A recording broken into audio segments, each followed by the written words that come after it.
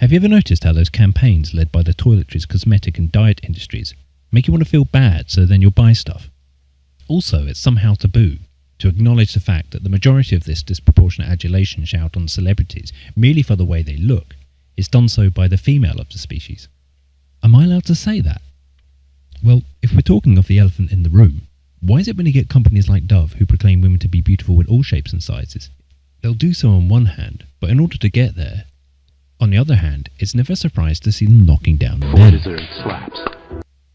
A bit of makeup can help somebody feel good about themselves, but those who spend a big chunk of their time on cosmetics can seem somewhat engrossed in their appearance to the outside world. That film, American Psycho, you know, the one with Christian Bale as the protagonist, he too has such a ritual concerned with portraying a persona to people with whom he just wants to fit in. What is it with that Newcastle bird, Cheryl Cole, with an advertising career showing us all how to look good, only to end up applying a heavy shiner to a toilet attendant, simply because Cheryl felt entitled to a complimentary lollipop? So worth it. Lilizat Fester. On the subject of girls allowed to take the law into their own hands, Lauren Luke is another Geordie bird with her fist in the cookie jar. On this occasion, Lauren's chipped in to tell us all what is and isn't violence, specifically domestic violence. Oh, and another thing, but only when it's women and children. Did I know domestic violence was such a huge problem? No, I didn't. I was absolutely gobsmacked to read the statistics. 1 in 4 women are affected by it. It doesn't just affect young women, it can affect teenagers too. It's not just physical abuse, it could be emotional, psychological and financial as well. Basically, if a woman has to change her behaviour around her partner, she is experiencing domestic violence. In the United States of America right now, their government have been pushing out the Violence Against Women Act, where they work hand in hand with celebrities to tell men to man up, step up, where they see violence, where it's against women. Hey everybody, listen up. Listen up, guys. Hey guys, listen up. No one should ever hit a woman. It's up to each of us, because even one The worst is abuse too of many. power is when a man raises his hand to hurt a woman. We all have to take responsibility. So if you see someone threatening a woman, step up, speak out, because one is too many. Meanwhile, on the other side of the pond, Britain, United Kingdom, does not have the law known in France as a duty to rescue. A famous example in practice is when the paparazzi at the scene of Lady Diana's fatal car accident were investigated for a violation of the French law known as deliberately failing to provide assistance to a person in danger. Curious how that law could have made difficult any photographic evidence they might have obtained. Moving on. One argument other countries might have for not having a duty to rescue is that the person with said duty to intervene may find it very difficult to ascertain whether or not they are putting themselves in danger. In addition to their interpretation at the time of the event, any lack of expertise or know-how on their part could lead them to make the situation even worse accidentally. And do they even know the dynamic of the situation going on here? Now, add to this a third party with violence in the case of an attack, and the person obligated by law could find themselves inadvertently made disposable as their intervention ultimately becomes their unfortunate demise. And combined with this hysteria over date rape, date violence, women facing violence from people they know and trust, rape shield laws make possible trigger-happy reporting even from a mobile app, putting at risk and demonising men, further entrenching their disposability. Robbing Peter to pay Pauline, but campaigns like VAWA don't see it that way. As far as they're concerned, if it is a man hitting a woman, it is a crime. And by extension, what with you being a man, you are responsible for it. You, the average Joe, specifically because you are a man, are to be accountable for the responsibility of somebody else's situation, even when you don't have the full picture. The fact that it's violence against women seems to be reason enough for them. It doesn't matter how it started, or if this man who appears to be attacking her is actually defending himself against this woman who, for all you know, attacked him before you came round the corner a few moments ago. But you're not here to ask us questions, you're just here to shut up, then man up. It's what the doctor ordered. Dr. Phil, he's not okay with a man hitting a woman. And this self-defense theory, there is no theory for hitting a woman. You got 2 feet. If you're getting beat up by a woman, run away. Call the police. Put something between you and her. But you do not attack a woman. You just don't do it. Yes, Dr. Phil seems to be confusing the word attack and defend there. If a man hits a woman back merely to defend himself, he is not attacking her. Dr. Phil, just to demonstrate that your words are those of a reprehensible bastard, I have enclosed a video of you spewing these falsehoods in other videos of women attacking men. Men who have tried to get out in various ways but have failed because the attacks are vicious. In fact, I can even show you a demonstration in the bottom right hand corner of the screen where the young woman grabs that man's groin and he doesn't like it. Oh, but the man on the top right hand corner of the screen, let me guess, perhaps he could have called the police for a nice little chat when that woman was stepping on his arm and kicking him in the face. Perhaps he could have called you as well, Dr. Phil. Look at these study statistics. To add insult to injury, women are more likely to use accomplice, use a weapon, and the element of surprise. So I'm not surprised when I hear Erin Pitsey, the woman who opened the world's first domestic violence shelter, state that the worst violence is between two women. And we can also read that such violence has been shown to be least between gay man couples, and the middle range of violence is heterosexual couples, and within that a low level of violence between married husband and wife couples. So in other words, when women show up, the violence grows. That video in the top left hand corner there, that man, after trying to get away from that young lady who kept chasing him down the street, who kept hitting him, finally he had to hit her back. He defended himself, and it was her fault. There are even more videos that I didn't have space to put into this. They included people dragging women off of men, but she'd get back and she'd still kick the 8th shade of shit out of him. But okay, what does Dr. Phil say when a woman is being violent to a man? Is he even so much as allowed to tell her to calm down, to change her behaviour when she is around him? Like with this woman, who used to beat her husband with blunt instruments, ashtrays, all sorts of things, and he was frightened for his life. Yes, she thought one day she might actually kill him. When we get into it, I just want to look, can we just calm down and talk about it? And I know that in my mind that makes sense, Dr. Phil, but it doesn't work. It just leads to more anger and more violence and more frustration, and it's just destroying us. Can I bring up something like yesterday? We went out to try to just get out of the hotel for a little bit, and our camera, the flash quit working, and she just got angry. And then if I try to say, baby, just calm down, it's just a flash, you'll be okay. That don't help. That makes her even madder at me. And then it grows and it grows. Okay, I've been married 34 years. Let me help you with one thing. You don't want to tell your wife to calm down. See? Basically, if a woman has to change her behaviour around her partner, she is experiencing domestic violence. He was in tears throughout the programme, yet the predominantly female audience actually laughed when the attacking woman described how she can control her behaviour with other people she gets angry with, but not him. Yet when the sexes are reversed, when it is a man being violent to a woman, the audience are all long faces and sympathetic smiles. Yes, how sensitive they were being to the male victim, I think not. What a pair of standards to hold.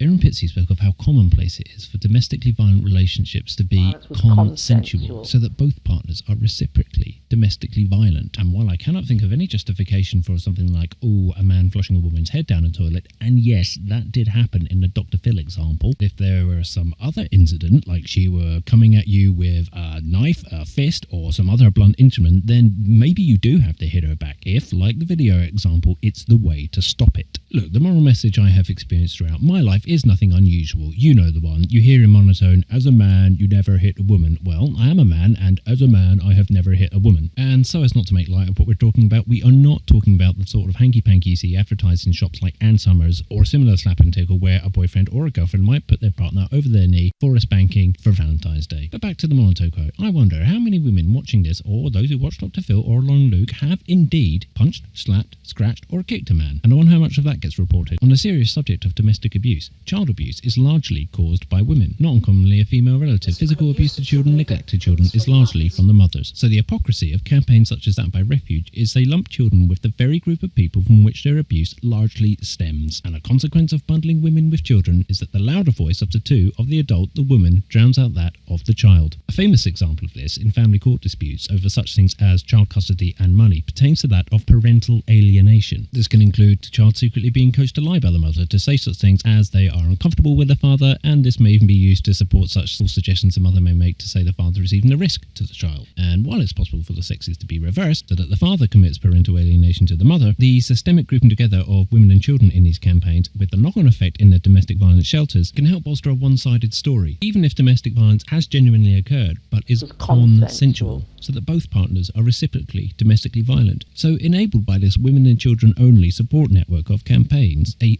false narrative is perpetuated to brand men as the perpetrators and women as the victims, even when domestic violence has been shown to be about half and half across the genders in some studies and very close to that in others. So this false narrative is misandry. Erin Pitsey was on the BBC television programme Counterblast. She spoke of those people truly in need, and she said they wouldn't come here unless they badly needed help. Yet one of the problems she associated with these women and children only shelters was a lack of inclusivity. So rather than working within the relationship, women will return to destructive relationships and then come back to the shelters. This can raise that 1 in 4 statistic falsely for numerous instances per individual woman. And that is a problem with these women and children only campaigns. As Erin Pitsey said, with men who are domestically violent, there are some monsters out there, and as per the video clips, the same can be said for some women. So, let us now truly consider what their intentions can include. Around the same time as Lauren's video, the British Home Office, like America's VAWA, are running their own campaign entitled Violence Against Women and Girls. And while the title of that may suggest that it does not include boys, it does include stories of domestic violence between gay men, because they are grouped as same-sex couples. So the only people they don't want to talk about are straight men, unless, of course, they are the perpetrators of domestic violence. That can be young men, and that can be fathers. And also, if you mix the two, there can be a correlation with young pregnancies. If we read through an NSPCC report, which at first gives the impression that domestic violence is a problem of both male on female and female on male in teens and young people, as we go through the pages we see more emphasis is put on girls as the victims and less inclusivity for boys, the more media they generate from it. Feminists will often try to argue that campaigns like VAWA do not intend to introduce redundant law, but in fact are for the purpose of focusing more resources on the problem of violence against women, even though the problem of domestic violence has been shown to not be gender-specific, and men are said to need equal focus. So we get campaigns like Refuge for women to take away children into shelters. Women and children campaigns such as those by Refuge get bolstered by campaigns such as VAWAG and acts such as VAWA. Both charities and government work hand in hand with celebrities. Yet when men are said to need equal focus, feminists will say such things as, nobody is obligated to champion your cause. Yet by receiving tax funding, that's exactly what their campaign does, by obligating other people to champion their cause. So take a look again at VAWA's Step Up campaign, and you will remember the treatment of the disposable male, just as those shelters help the family courts treat fathers as optional extras. But most men are not violent, and you are not disposable, and neither are your sons. So if you live in a part of the world where you do not have a duty to rescue, if it is a random woman, as a man, ask yourself if this suggested guidance applies to you. Remember, you are not disposable. If it is based upon misinformation, do not presuppose you have been endowed with the know-how to take for granted what is going on in that instance. Think as an individual before you take upon yourself a duty of rescue, because you will never learn anything if you are not prepared to accept that you are wrong. Do not risk yourself generating or amplifying inaccurate reports. Do not make the gamble where fools rush in. Do not automatically assume a man's side of events is something to be disregarded so easily. Consider the cumulative effect of rape shield laws and a culture of false reporting. You too are a man, and you too may find yourself subject to an instance of inaccurate reporting. Question a woman's part in this before you step up to the conclusion that you will be defending her. You got 2 legs. You don't by default defend a woman. You just don't do it. You don't have to. There certainly are enough men out there who support VAWA, Refuge and their ilk. While some are naive or haven't really thought about it that much, there are others who see themselves as a kind of white knight in shining armour. If we look at the everyday members of the public who support these misandric campaigns in large numbers, we can remember the reaction of the audiences on Dr. Phil and those who support campaigns such as that by Refuge. Whether you are male or female, let them know that you do not support their misandric campaigns. Watch this video again for inspiration before you leave an intelligent comment. It needn't be Shakespeare, just let them know that you know what they're up to. Because considering who embraces these campaigns so keenly, unless something changes around here, it looks like the majority of women support that. Additionally, look at all this media coverage promoting Lauren's campaign. While it may be that officially no money is spent by Refuge on this media coverage, how many people are to receive a salary from Refuge whether or not they appear in the media coverage? And also think about who is accountable for where the money goes. Where does the money go for domestic violence? Where is the audit trail? There are some good men and women in this world. A group of French women have spoken out against feminists Femen. Here is a video on the subject. With that, if you like this video and would like to see more content like this, in the meantime, for your own research purposes, take a look at these channels on which these videos are broadcast, and then we'll see what we can do. As something else to think about, if you think about the aforementioned lack of inclusivity for men in domestic violence campaigns, consider how many other male institutions, such as universities, clubs, charities, share their resources with women by either obligation or choice. We do not mean club membership for something like golfing or tennis. We mean groups to help kids, to help parents, academia for adults. Inclusivity requires sharing, so it is not about championing the cause of a single sex in feminism's one-sided gender war. Inclusivity is about solving the problem of domestic violence.